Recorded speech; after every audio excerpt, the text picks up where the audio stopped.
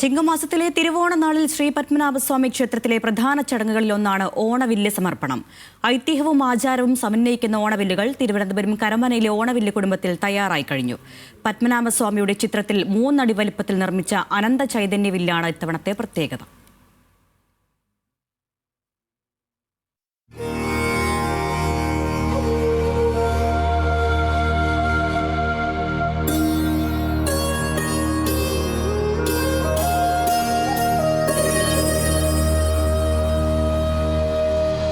പാതാളത്തിലേക്ക് പോകുന്നതിന് മുമ്പ് വാമന അവതാരം പൂണ്ട മഹാവിഷ്ണുവിനോട് വിശ്വരൂപം കാണണമെന്ന് മഹാബലി ചക്രവർത്തി അപേക്ഷിക്കുന്നു. ഭഗവാൻ വിശ്വരൂപം കാണിക്കുന്നു. സന്തുഷ്ടനായ മഹാബലി ഒരാഗ്രഹവും കൂടി പ്രകടിപ്പിച്ചു. വരും കാലങ്ങളിൽ ഭഗവാൻ എടുക്കുന്ന അവതാരങ്ങളെക്കുറിച്ച് അറിയണമെന്ന് അപേക്ഷ കേട്ട മഹാവിഷ്ണു വിശ്വകർമ്മദേവനോട് ദശാവതാരം വരച്ചു കാണിക്കാൻ ആവശ്യപ്പെട്ടു. കാലാകാലങ്ങളിൽ തന്റെ അനുചരന്മാർ സമർപ്പിക്കുന്ന ഈ ചിത്രങ്ങൾ മഹാബലി ചക്രവർത്തിക്ക് ദർശിക്കാമെന്നും വാഗ്ദാനം നൽകുന്നു. ഇതാണ് ഓണവില്ല് സമർപ്പണത്തിന് പിന്നിലെ ഐതിഹ്യം. പ്രധാന ദേവൻ ശ്രീ പത്മനാഭസ്വാമിയാണ്. അപ്പോൾ പ്രധാന ദേവൻ്റെ അളവ് കുറച്ച് വലുതാണ്. നമ്മുടെ പത്മനാഭസ്വാമിയുടെ വിഗ്രഹത്തിൻ്റെ 4 ഭാഗം 18 അടിയാണ് ഭഗവാന്റെ വിഗ്രഹം. അതിൻ്റെ 4 ഭാഗമാണ് 4.5 അടി ആയിട്ട് വരുന്നത്. അതാണ് ഏറ്റവും വലിയ അളവിലുള്ളത്. ദേവന്മാരായിട്ട് വരുമ്പോൾ നരസിംഹമൂർത്തിയും ശ്രീരാമനും ശാസ്താവും അവർക്ക് 4 അടി നീളത്തിലുള്ള പലകയിലാണ് വരയ്ക്കുന്നത്. പിന്നെയുള്ളത് ശ്രീകൃഷ്ണലീലയും വിനായകനും അവ 3.5 അടി നീളമാണ്. അങ്ങനെ 3 അളവിലാണ് ഈ ഭഗവാന് വില്ലുകൾ സമർപ്പിക്കുന്നത്. പത്മനാഭസ്വാമി ക്ഷേത്രത്തിന്റെ താഴികക്കുടം ഇരിക്കുന്ന വള്ളത്തിന്റെ ആകൃതിയാണ് വില്ലുകൾക്ക്.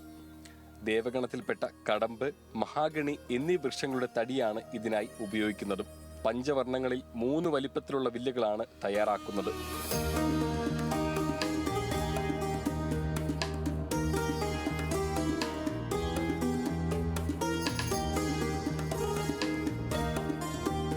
നാച്ചുറൽ കളേഴ്സ് ഉപയോഗിച്ചിട്ടാണ് വരയ്ക്കുന്നത്.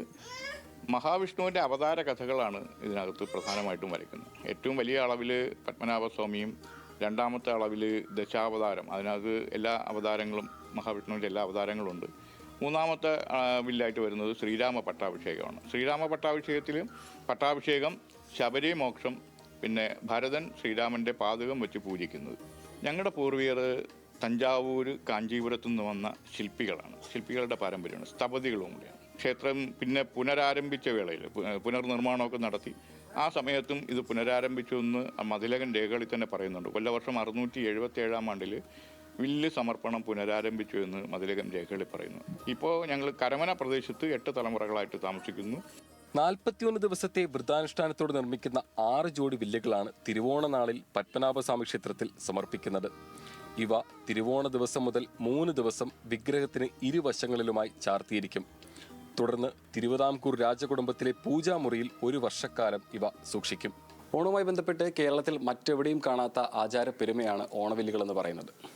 കലയും വിശ്വാസവും ഐതിഹ്യവും സമ്മേളിക്കുന്ന ഓണവില്ലുകൾക്ക് ശ്രീ പത്മനാഭസ്വാമിയുടെ ക്ഷേത്രത്തോളം തന്നെ പഴക്കവുമുണ്ടെന്നാണ് പറയപ്പെടുന്നത്.